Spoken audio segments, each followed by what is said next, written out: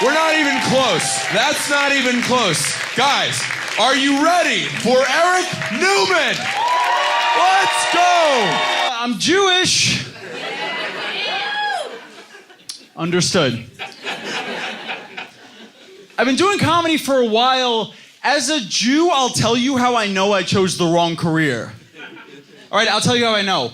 I've been out of college for years already, and my best financial year is still my bar mitzvah year. Shouldn't peak financially at 13. That's not a good look. I've been trying to be more financially responsible. That's one of my goals. Like every morning I wake up and I transfer $20 from my checking account to my savings account. And then every afternoon I transfer $50 from my savings account back into my checking account. Because I gotta live, savings are ridiculous. Sometimes I'll write a check to someone and then get pissed at them for taking too long to cash it. Like I wrote my friend a $300 check for his wedding this summer. 3 months later, he tried to cash it and it bounced. And he called me up all pissed off. He's like, Eric, where's the money? But I was pissed off. I'm like, how long do you expect me to keep $300 in my account? You know, some people have that rule, they'll like give you a check and they'll be like, wait 3 days to cash this. I'm the opposite. I'm like, you've got 3 days.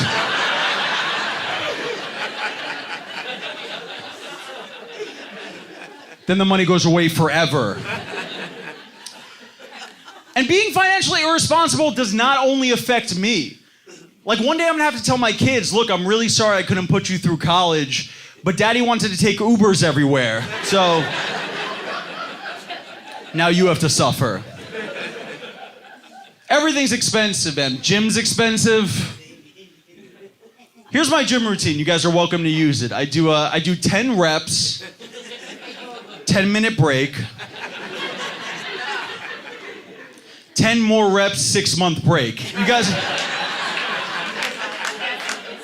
it's yours. I won't be selfish. It's yours. I was at the gym the other day. This huge guy came up to me. Huge guy. He's like, yo, man, will you spot me? I'm like, yeah, but you better not drop it. That's 250 pounds. I'm relying heavily on you, actually. He's like, come on, man, just spot me. So I went up to another guy. I was like, hey, man, will you spot me while I spot him? Make it like a group thing. He's like, why don't you spot me? I'm like, that's heavy weight. Like, I'll spot you on abs. You want to do sit-ups, I'll step on your feet, no problem. Got your back on sit-ups. Gym was actually my best subject in school. I was a terrible student. I realized that the other night I was at a bar, I was talking to this guy who started bragging for no reason. He's like, I know everything there is to know about history.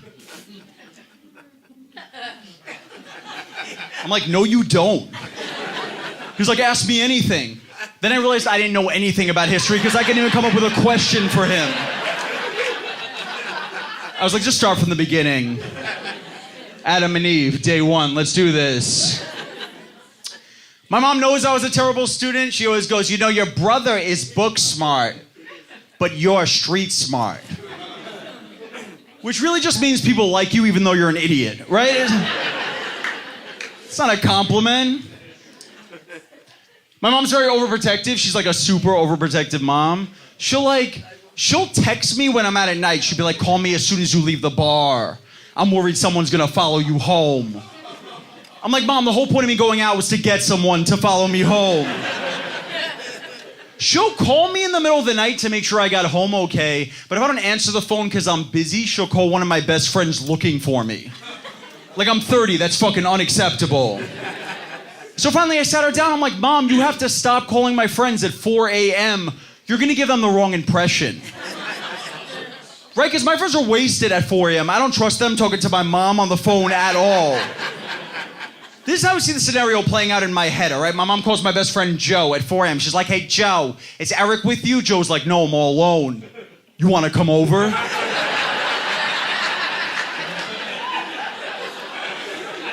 It's my worst nightmare, sir. Literally, my worst nightmare. I just found out my mom and I have the same therapist, which is, it's weird. It's weird, but it's cool because like he's sworn to confidentiality. Like he can't even legally admit that he knows who my mom is. So sometimes I like to test him to see how professional he is. The other day I was like, oh, my mom's so overbearing, man, I can't take it. She's in therapy to get help, but says her therapist is an unhelpful moron. Can't even believe he has a degree, really. He's like, oh, that's weird because I have a patient whose son is a real asshole. I'm like, all right, touche, sir. Me and my friends, we still make fun of each other's moms the same way we did when we were 15. We have not matured at all. So for my 30th birthday, my buddy wrote me a birthday card, and he wrote, happy birthday, Eric, I want to bang Paula Neumann. That's my mom. And I accidentally left the card on my nightstand, and my mom came over and she saw it. And for a minute, she was really pissed, and then she goes, see, I still got it. Which sucked, but it was actually the best way to get back at my friend, because I was like, hey, dude, my mom got your note. She's very interested. Lock this up, brother. You got this. I'm a good friend. My mom's very against drug use. She's always like, no matter what you do, do not do drugs. Do not do drugs. But she doesn't realize she should want me to do drugs. Because drugs make me paranoid. I would call her way more often. In fact, if she was talking me down from a high, that'd be the only time in my life I'd be like, Mom, stay on the phone with me longer. Keep asking me questions about when I'm getting married. Just do not hang up the phone. I also realize when I'm high, it's the only time I'm as paranoid as my mom is all the time. We finally connect. I'm like, oh my God, Mom, I'm so paranoid. She's like, me too, every second of the day, right?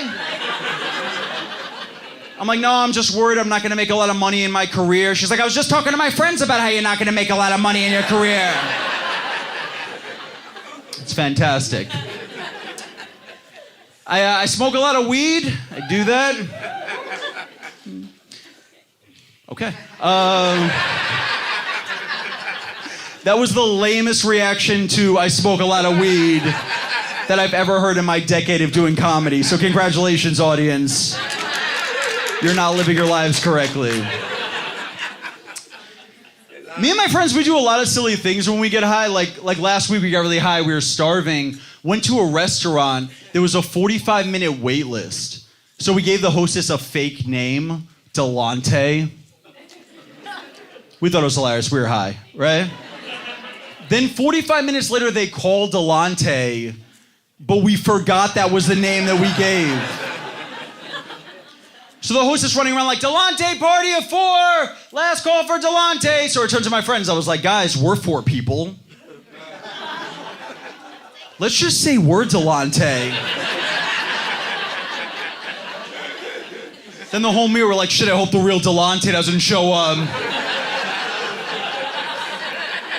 Sounds like a really tough guy.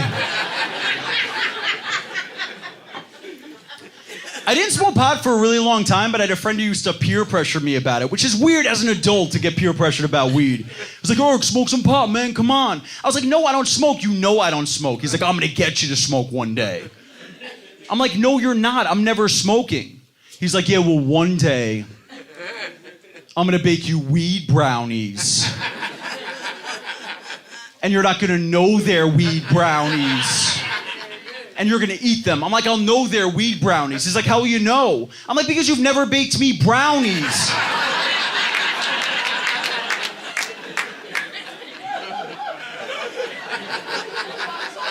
Be a little suspicious. Guys, let's give the pot smokers 10 seconds to catch up with the rest of you. I don't know if you guys know this, but there's a 24-hour cookie delivery place in the city called Insomnia Cookies. You guys? See? Did I get it right? What, did you? There was like 5 single woos from this side, and everybody here was quiet. You are my favorite people officially. Insomnia Cookies, 24-hour cookie delivery place. I was at my buddy's apartment last week. It was 4 a.m. We were stoned out of our minds. Decided to order cookies over the phone. I checked my phone the next day. We were on the phone ordering cookies for 27 minutes.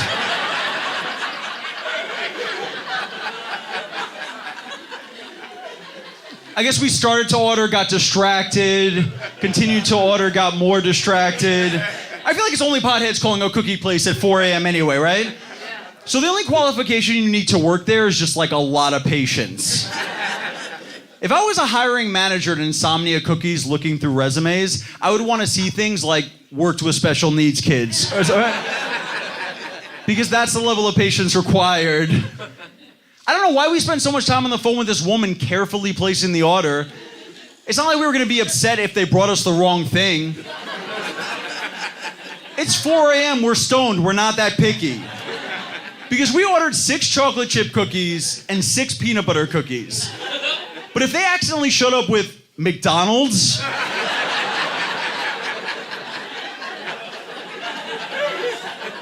All right, I guess we order McDonald's. I don't know. I wanted cookies, now I'm kind of in the mood for a Big Mac. I gotta be honest. I love McDonald's. This set is sponsored by McDonald's. I love McDonald's. I have a very simple palate. Like, whenever I'm at a restaurant, I like the kids' menu more than the adult menu. But they don't let you order off the kids' menu as an adult. They have that stupid rule. So I bypass it. This is what I do. I go to the waiter. I'm like, hi, I'll have a chicken marsala, no marsala sauce. And can you actually deep fry it and cut it up into little dinosaur-shaped pieces?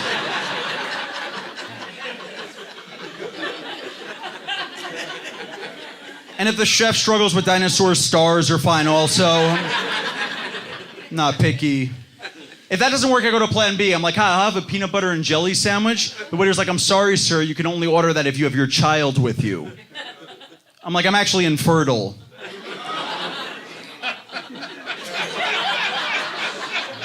This is for the kid I couldn't have. Please be respectful. I'm not 100% sure I want to have kids. Here's why. Because the evolutionary order does not make sense. Parenting shouldn't happen in the beginning. Grandparenting should. They know what they're doing. If I have a kid, it should go directly to my mom. And then I should have to like shadow her for a little while and ease into raising it like an apprenticeship. Makes way more sense. Plus, then it would be way less traumatic if I accidentally got my girlfriend pregnant. She'd be like, Eric, I'm not ready for a kid. I'm like, don't worry, my mom is. So...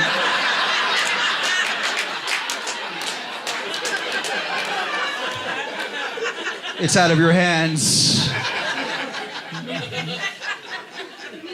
Plus, my mom would be so focused on my kid, she'd get off my back for a change. That would be nice. You know, I travel back and forth between LA and New York a lot. I told my mom, like, you know, there's a good chance I may have to move to LA at some point. What would you do? She's like, oh, I'm going with you. I'm like, you don't have to. I'm sure we could make long distance work. No mom and son have ever broken up from long distance. What does she think? I'm gonna move to LA, find another overbearing Jewish mom and start ghosting her all of a sudden? I don't know what she's afraid of. But I get it, she wants to be close to me, I get it. You know, this is a true story. My junior high school, and college were all within 20 blocks of my apartment growing up. I feel like my childhood was like the movie The Truman Show. I'm like, Mom, what's past 96th Street? She's like, nothing, don't go there, you'll drown. You'll freaking drown. By the way, I could never move to LA because I'm 30 years old, never driven a car before.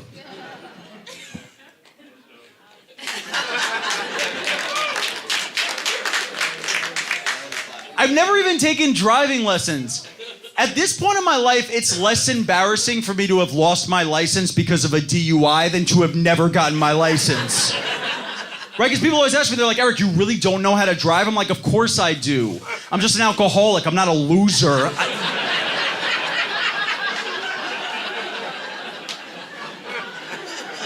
I know how to drive. but I don't drive. And for a long time, I didn't drink. It sucks when you don't drink and don't have a license. Nobody wants you at their parties. Nobody gets excited. Nobody's like, yo, Eric's coming tonight.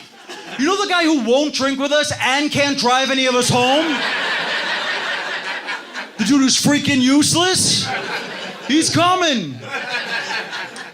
People always ask me, they're like, oh, you don't have a license because you grew up in New York, right? I'm like, no, I don't have a license because my mom doesn't want me to drive. That's why.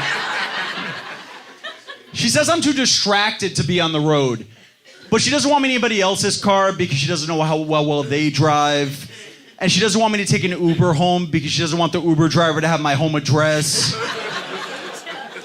And she doesn't want me to ride a bike because she thinks the bike's gonna flip over, I'm gonna get hit by a car. But if I do ride a bike, I have to wear a helmet, but I can't make it too tight because the strap under my chin will choke me. It's very... I'm like, Mom, how am I supposed to get around? Just like run everywhere? She's like, no, that'll hurt your asthma. Don't do that either. Just stay in bed with the door locked and the window open and the oven off. By the way, I've been taking asthma medicine for 10 years. No idea if I have asthma. But every morning my mom wakes up and she's like, did you take an inhaler? So I just keep taking it on her prescription alone. A lot of people don't understand what I go through. Like my non-Jewish friends are always like, oh, your mom sounds like a typical overprotective Jewish mom. And then my Jewish friends are like, we've never seen a mom like this before. This is extremely rare. Here's what happened a couple months ago. I had my buddy's bachelor party at his house in Florida. A couple days before I left, my mom saw on CNN that a family in Florida died because of carbon monoxide poisoning. So she drives me to the airport, because she always drives me to the airport. We're still in that romantic phase of our mom-son relationship. She drives me to the airport, she picks me up with flowers, it's all very romantic. Right before I get out of the car, she goes, I got you a gift for the trip. And she hands me a shiny new carbon monoxide detector. That was my bachelor party contribution. Everybody else was like, yo, I got the weed, I got the alcohol. I'm like, nobody buy a carbon monoxide detector. Because I'm bringing one. I'm providing the safety on this trip. You don't know how much shit I got from everybody on that bachelor party. I was getting roasted worse than the Bachelor. But you know what? In the end, my mom was right, because thanks to her, I didn't lose any friends to carbon monoxide poisoning. Instead, I lost all my friends for bringing a carbon monoxide detector. I make fun of my mom a lot, but she's got a lot of great qualities. She's a very loyal woman. She's had the same cleaning lady for 40 years. Her name's Jean. She's 85 years old.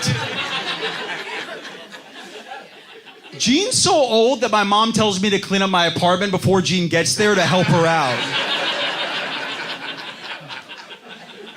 It's like, Eric, pick up this clothing off the floor. Jean's got a bad back. She can't bend over. And scrub these counters. She's got arthritis in her hands. The whole thing made me realize how bad my parents' marriage was. My mom kept her 85-year-old cleaning lady with arthritis, but kicked my dad out.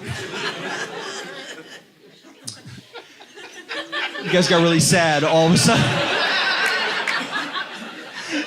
Bring the room down.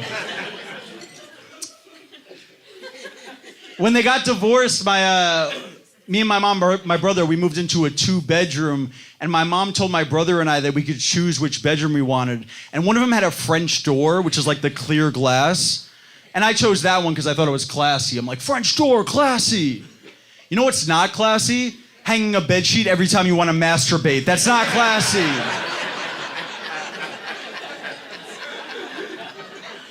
I should have just jerked off in front of everybody in the living room, right? Because it's not like I was fooling anybody. Nobody saw the bedsheet hanging and was like, oh, he's catching up on his algebra. What a good boy. What a scholar we've raised.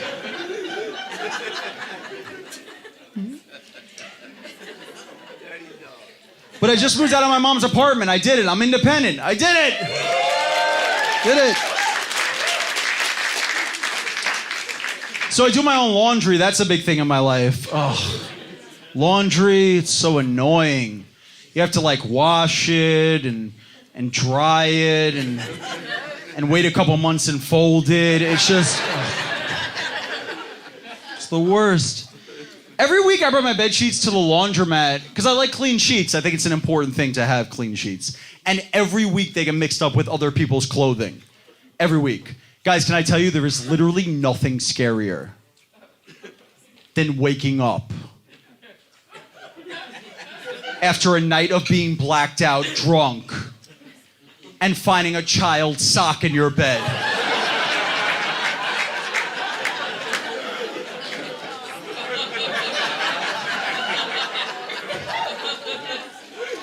You're like, please tell me that was a dwarf. This would be the worst thing ever. Aren't they on a 10-second delay for real, though?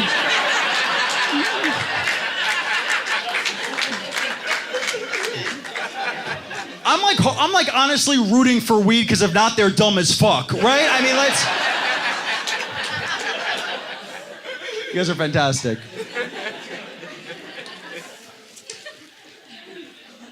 I had a weird upbringing. My dad was schizophrenic. Anybody else have a schizophrenic dad?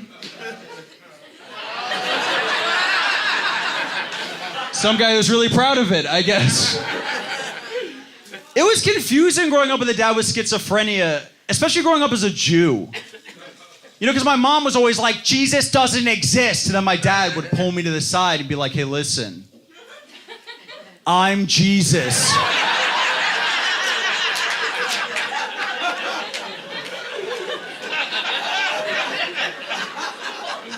She's a wacko, that woman. She's crazy. I went to Israel for the first time this summer. Anybody been to Israel? Shabbat. There's not too many of you. All right. Beautiful country. Israel's beautiful. I signed up for a bus tour from Tel Aviv to Jerusalem. 20 people on the tour. We get to Jerusalem, get off the bus, and the tour guide goes, okay, this is our first sight. This is where Jesus had his last supper. And I was like, what the hell? And the tour guide saw that I was confused, so he came up to me. He's like, hey, you Jewish? I'm like, yeah. He's like, what are you doing on a Christian tour?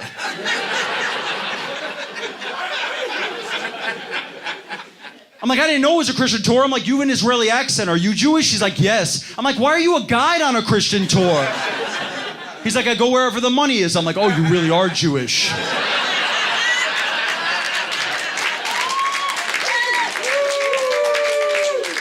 But then it was weird because for the rest of the day, he kept trying to make the tour more Jewish for me.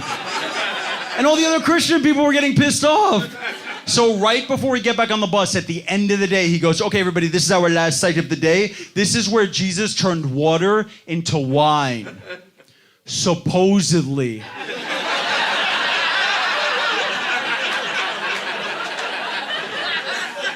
And then he winked at me. I'm like, all right, that is super weird. And now 20 Christians hate me.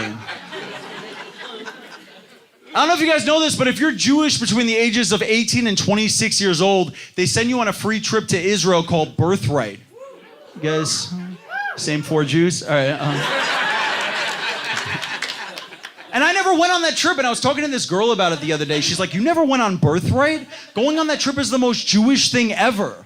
I'm like, no, not going because your mom says it's too dangerous and won't let you go is the most Jewish thing ever. I'm more Jewish than you.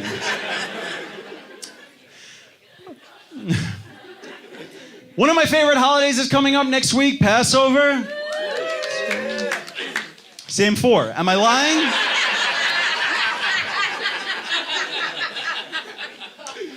I love Passover. Here's a holiday that I really don't like that just passed, St. Patty's Day. Ugh. I'll tell you why I don't like it. Because you see all these people with like faces painted green and wearing green outfits who aren't even Irish. And it made me realize people only celebrate other people's holidays when there's food and heavy drinking involved. Right? Because I've never heard anybody say, look, it's Yom Kippur, and if the Jews aren't eating, I'm not eating either. Let's respect those Jews and starve ourselves. Jews, we have our own food, kosher food. It's kind of selfish. I feel like kosher food gets a bad rap. People say it doesn't taste as good as regular food, except in prison. Jewish prisoners are entitled to kosher meals and all the other prisoners want them. I just feel like it would be kind of ironic to get jumped by a guy with a swastika tattoo for a matzo ball suit.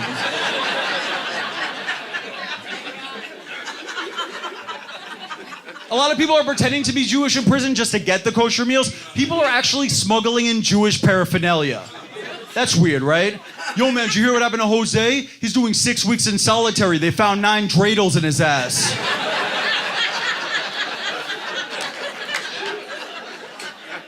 You guys don't know this yet, but that is the cleanest prison butt joke you will ever hear in your entire life.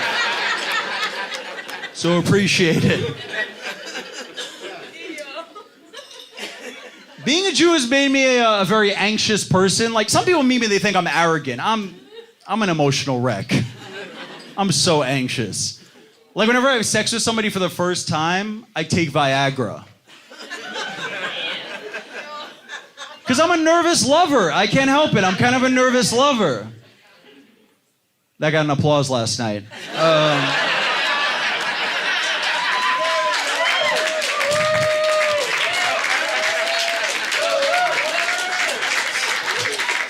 Sir, are you enjoying yourself at all? Okay. I'm a nervous lover. I can't help it. I'm kind of a nervous lover. So I've taken it a bunch of times. One time I got a little cocky, popped a pill, didn't end up having sex. Big mistake. You ever get turned down on Viagra? It's the worst. I'm like, hey, you want to come back to my place? She's like, I don't know. I'm like, okay, well, you have 4 hours to decide.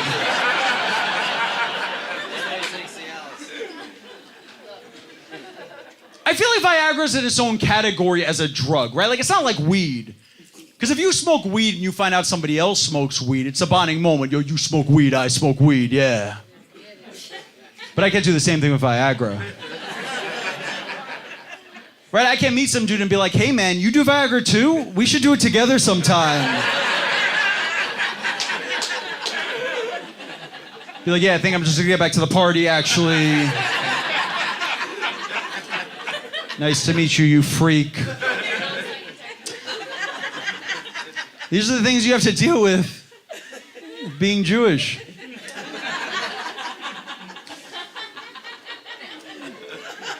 My girlfriend's not Jewish, but I've been trying to teach her a little bit of Hebrew. Get her cultured. She's been practicing the ch sound, which is like a really hard sound to make, right? And I have to say, I'm proud of her. She's got it down pretty well. Because now whenever she visits my family for the holidays, she's always like, hey, happy Hanukkah. And then when they walk away, she's like, ugh, fucking Jews. So I'm really proud of her. You guys are fantastic. Cheers to you. Thanks so much.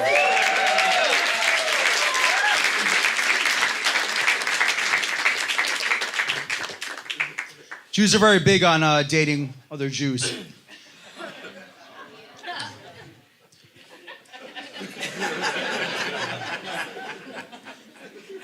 Like, when I first started dating my girlfriend, people asked me, they're like, was your mom upset when she found out you were dating a non-Jew? I'm like, no, my mom doesn't care at all. Just a bunch of strangers from synagogue do. My mom's totally open. She doesn't care who I date, as long as they answer her phone calls when she's looking for me.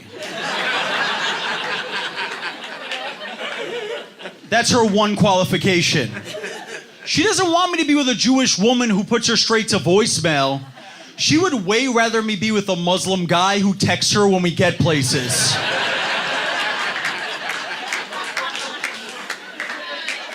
And it's not even close. I finally fucking got you to clap, sir.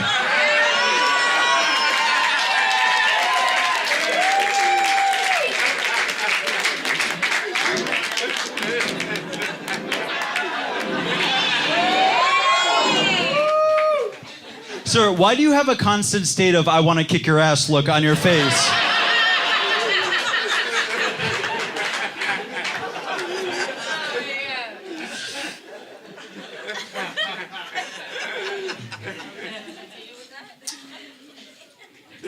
Jews.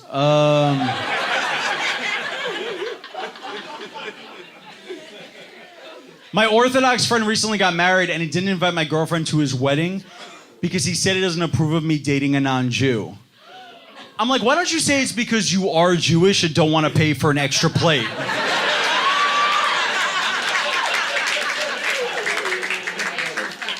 When my girlfriend got upset, she was like, how would you feel if my friend didn't invite you to her wedding because you're Jewish? I'm like, honestly, I'd feel like anti-Semitism was finally working in my favor. I'm sorry, if I never have to dry clean another suit for some couple I don't give a shit about, they could put a swastika on the wedding cake for all I care. I don't care. Man, we're gonna use the version of that joke from last night for sure. Where am I at? Oh yeah, fuck, this is good stuff. All right. I told my girlfriend it's a long set, guys. I apologize.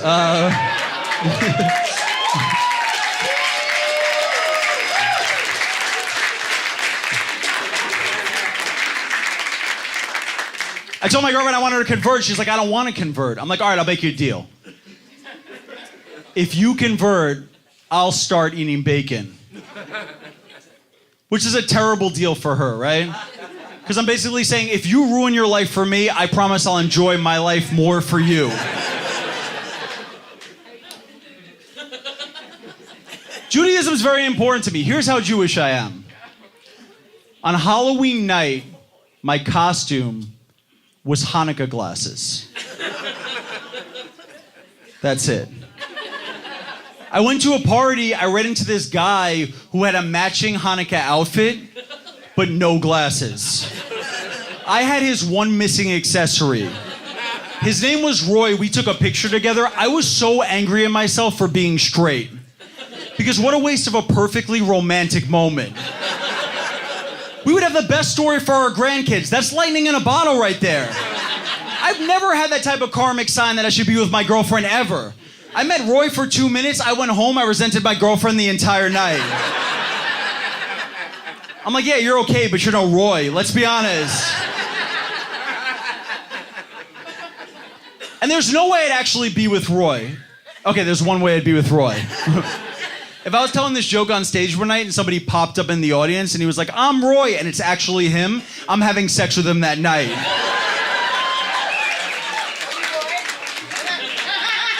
Because that's God's way of saying this is your soulmate. But I probably won't end up with Roy. Gotta be honest. So I at least want to save the story, because it's a beautiful story. Like one night I was out with my girlfriend at dinner and the waiter asked us how we met. I was like, well, it was Halloween night. I had a pair of Hanukkah glasses. She had a matching Hanukkah outfit. She's like, that's not how we met. I'm like, don't ruin this for me. Or I'm leaving you for Roy, for real. I'm a straight man, but I have a very flirty personality. Like, don't you feel like you've been making weird eye contact the entire time, sir? Hitting on your man, I apologize. Sorry. I have a very flirty personality, especially with gay men. Because they bring out the best energy in me. I elevate my game for gay men. The other day I was at Starbucks with a couple of my buddies and I ran into this really flamboyant gay guy I've known for a few years. And we caught up for a little while and he's like, well, it was nice to see you, Jason. My name's Eric. And if a straight guy gets my name wrong, calls me Jason, everyone would be like, oh, I thought his name was Jason. No big deal, it happens. But because of my flirty personality, when a really flamboyant gay guy calls me Jason, my friends assume I'm living a double life as a gay guy named Jason.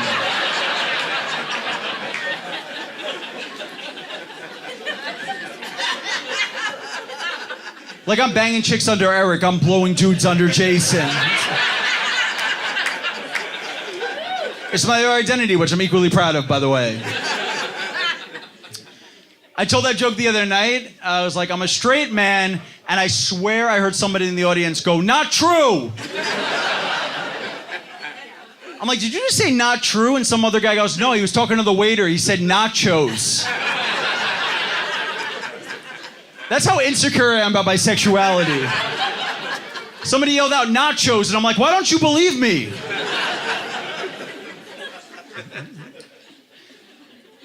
My girlfriend heard me tell a joke one night. We're in bed together. She goes, tell me the truth. Are you gay?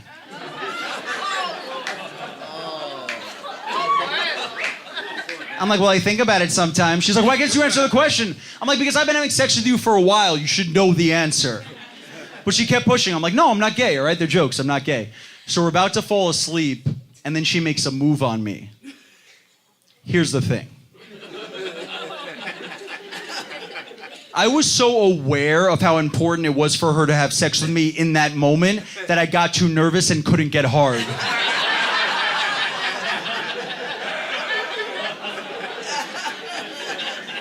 Bad timing, right? She's like, why won't you get hard? Why won't you get hard? I'm like, I don't know, but I swear to God, it's not because you're a woman. She got more frustrated. She's like, should we try different positions? I'm like, yeah, try turning around. She's like, you like that, wouldn't you? I'm like,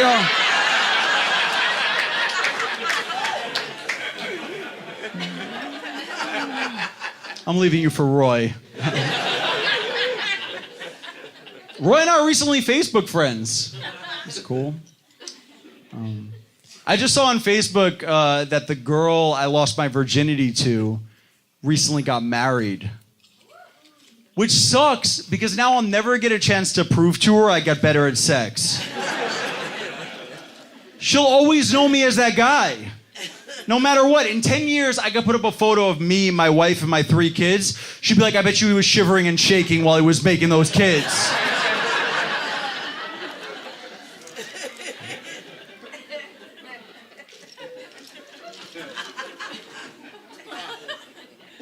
But I'm proud to report I'm currently pretty good at sex. I'm pretty good. You're fantastic, sir, I can tell. Fantastic. Excellent.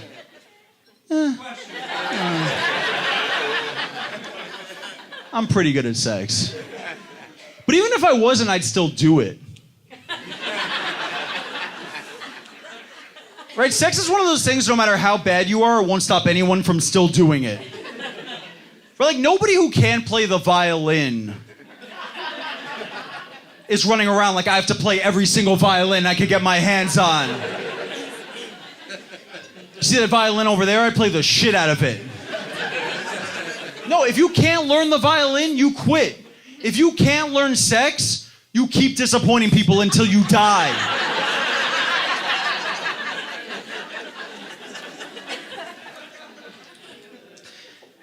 My girlfriend and I have cute nicknames for each other. Like, I call her Sweet Angel, and she calls me Useless. She says I'm useless because I can't fix anything or help out around the house. I'm like, really? Who's the one who unclogs the toilet every time I clog it? Not you. We were in Aruba one time, and I clogged the toilet at the hotel. It was the Marriott. It did not deserve that. Nothing gross, but like water flooded everywhere in the bathroom, and she ran in and turned off the water like the man in the relationship that she is. And I was like, could you call up the front desk and get somebody up here to clean up the mess? She's like, I'm not calling up the front desk. That's embarrassing. You did it. You call up the front desk. I'm like, fine, I'll call up the front desk. I'm like, hello? They're like, operator. I'm like, hi, my girlfriend just clogged the toilet.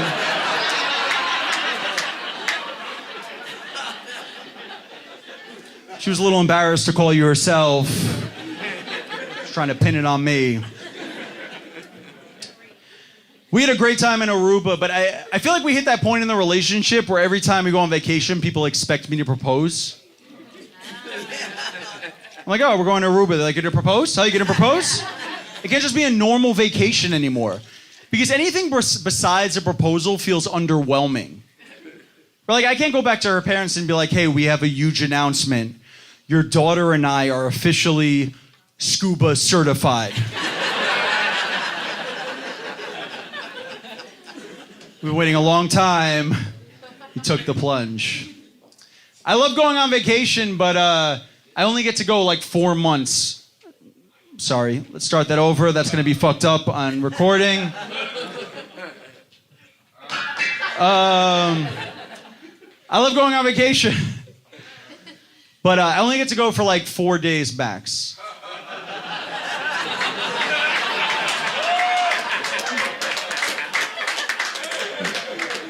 That's why I'm jealous of my friend who's a teacher, because he gets every summer off. But he's always bragging about it. Here's the thing, he makes like no money. So why is he bragging? He called me up in June. He wanted to tell me about this Hampton's house that he was renting for the summer. He wanted to invite me out. He's like, yo, Eric, I got this amazing Hampton's house, man. Beautiful Hampton's house, huge house, 5 bedrooms, 27 other teachers.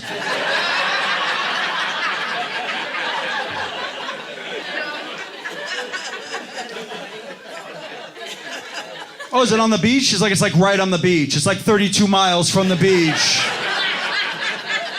It's a long walk in flip-flops. Which Hamptons? He's like, it's Northampton. I'm like, there is no Northampton. He's like, no, it's just north of the Hamptons, so we're calling it Northampton. Noha. Connecticut. It's Connecticut. I'm like, all right, maybe I'll come. He's like, no, you have to let us know by Saturday or else we're going to rent out your side of the mattress. Sounds claustrophobic. Might as well stay in my apartment for the weekend. My apartment's so claustrophobic. That's the thing about New York. I love New York, but, you know, it's so expensive. You get no space. I was talking to a friend of mine the other day who told me this really sad story. He said that his dad used to beat him up when he was a kid. I'm like, oh my God, man, that's awful. He's like, yeah, man, it was terrible. I remember one night my dad came home so drunk and pushed me down the stairs in our apartment.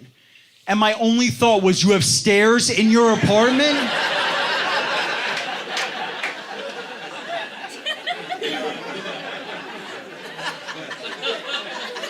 You're so lucky I used to get slapped around in a 1-bedroom.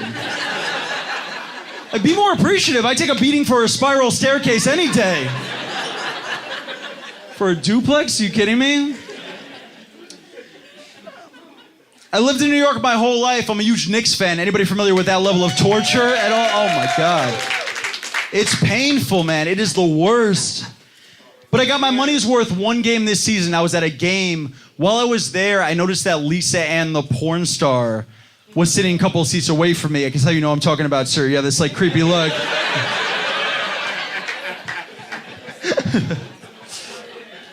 She was with her boyfriend at the game. He had his arm around her, and I was so excited. I kept like looking over at her the whole time. I was like, oh my God, it's Lisa Ann. Like, it brought back so many childhood memories. And at one point, her boyfriend caught me looking, and he came up to me. He's like, yo, man, for real? Stop checking out my girl. I'm like, all right, I guess I can wait till I get home.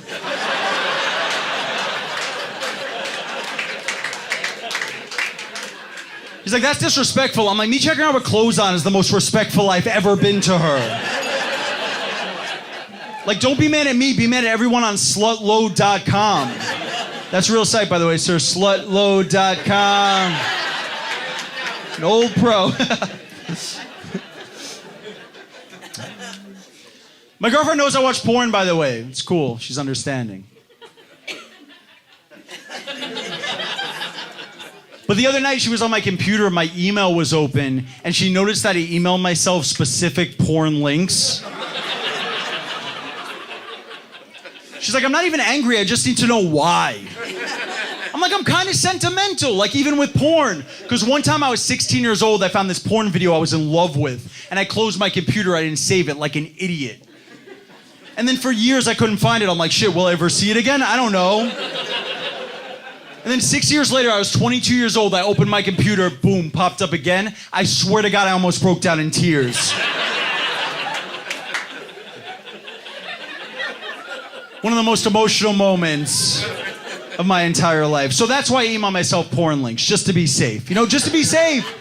But sometimes it backfires. Like the other night, I emailed myself a porn link, and then a few minutes later, I noticed I didn't have any new emails. I was like, who the fuck did I just send that to?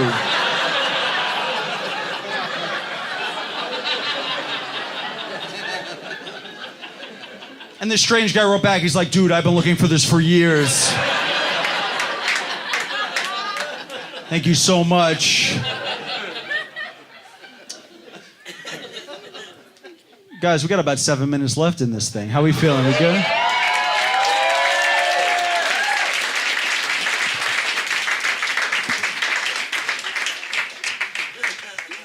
We've all made a lot of mistakes with technology.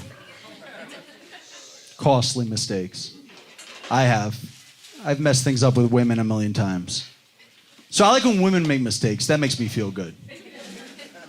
Like one time I was texting this girl and she accidentally sent me a screenshot of our conversation. She fucked up. I guess she meant to send it to a friend for advice or something, but I let it go because I didn't want to embarrass her. But then 2 seconds later, she texted me, oh my God, I just sent Eric the screenshot I meant to send you. I'm like, should we just start a group chat at this point?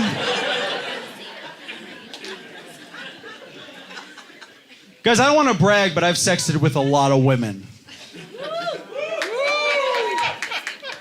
I've also forced it at the worst moments.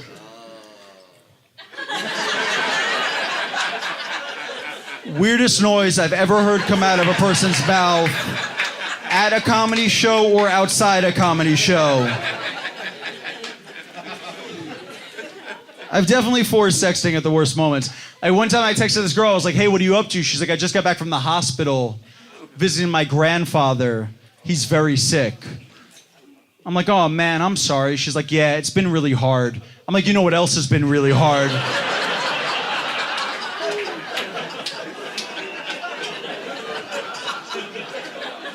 Winky face.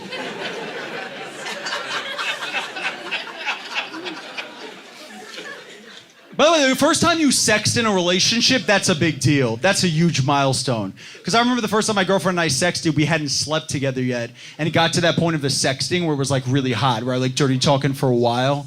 She's like, I bet you have a really big dick. I'm like, what's up with the pressure? We're like, that doesn't make me confident at all. Like, just for once, I wish I was sexting with a girl and she was like, I bet you have a dick. I'd be like, you're damn right, I have a dick.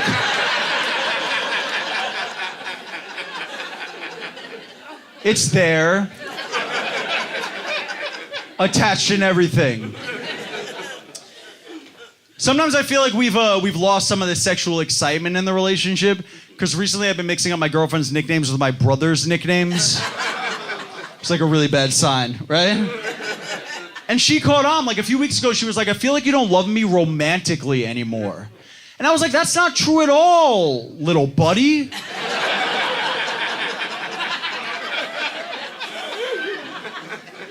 Then I punched her in the arm. She's a pal, we're friends.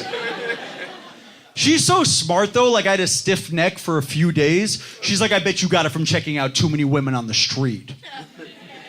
I'm like, I actually didn't, but now that you mention it, it is a lot harder to do that now. Because usually if I'm walking down the street with my girlfriend, I get like sneak checking out all the women. I could be like, oh my God, she's so pretty, look at that. Oh my God, she's pretty too, look at that. But there's no way to do that with a stiff neck, it's impossible. I was walking down the street with my girlfriend, I had a stiff neck. This girl passed by who was irresistible. I was like, okay, guess we're fighting later.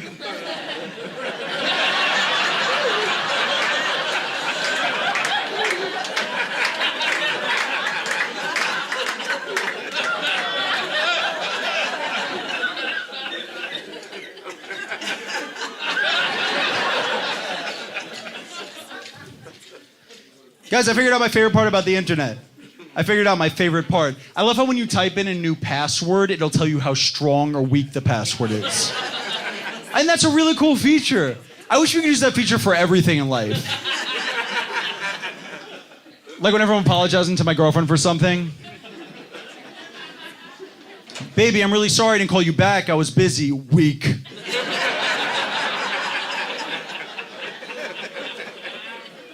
I was busy with my mom. Medium, that's a medium. I was busy with my mom picking out an engagement ring for you. Strong, that's fucking strong. This is what I realized, like, you women have the power of the entire relationship. Entire relationship. Right up until the moment you want us to propose. That's why we take so long to do it. We like having the power for 1 second. Because we know the second we propose, you get the power back. Right? I mean, we give you that ring and you might as well wear it on your middle finger, because the second you put it on, you're like, fuck you.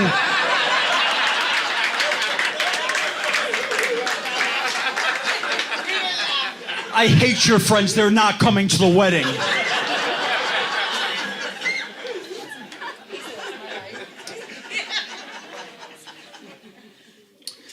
I remember my girlfriend and I were dating for like 3 months. She called me up one morning. She was so excited. She was like, Eric, I had a dream about you last night. I'm like, how did it go? She's like, you and I were having the wildest, most amazing sex. And then later, I got pregnant.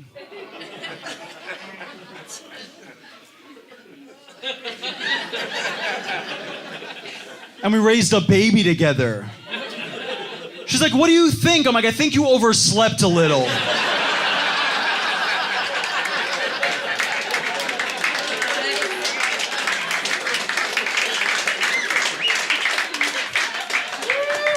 Set your alarm a little earlier next time. It was a perfectly good dream you ruined.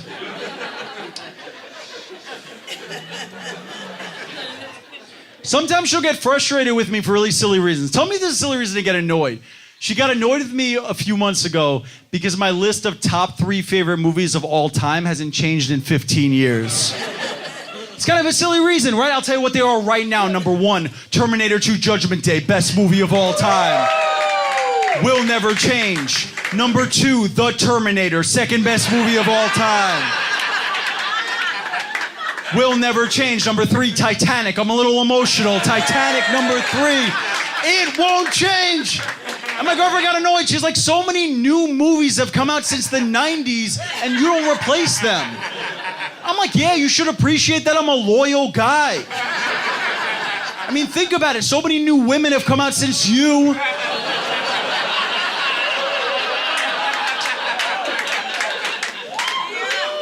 But the good news is I'll never leave you.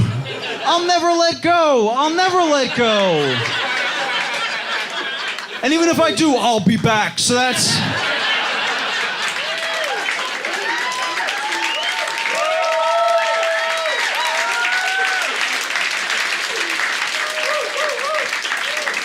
That's my favorite joke I've ever written, I swear to God. I get to talk about Terminator.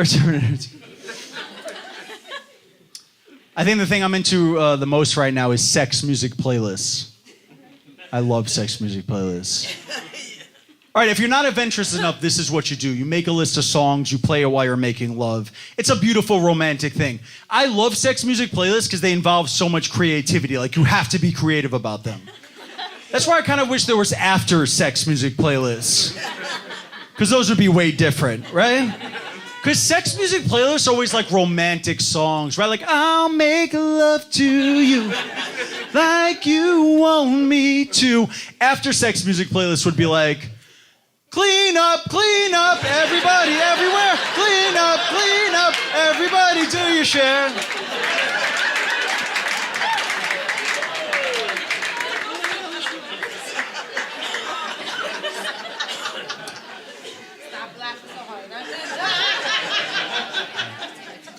So guys, that's the end of the set.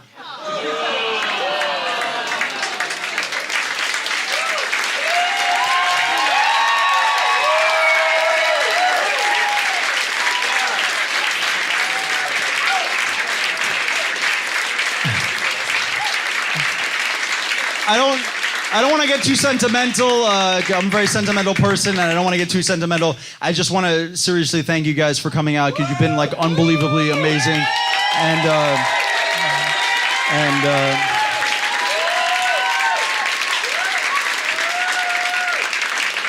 Except you at times.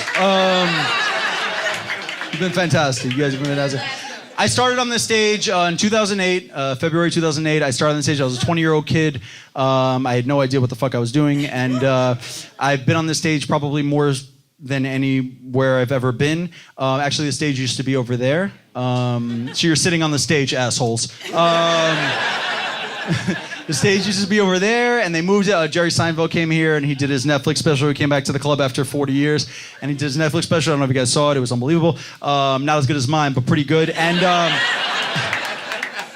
so the stage was over there, and Netflix came in, and they changed it all around. But I've been in this room for 10 years. I've had more mental breakdowns on the stage than anywhere else in my comedy career, and I've developed all this material that you heard, and it's probably about 55 minutes or something. Francis, how much time was it? An hour. An hour? It was an hour of material.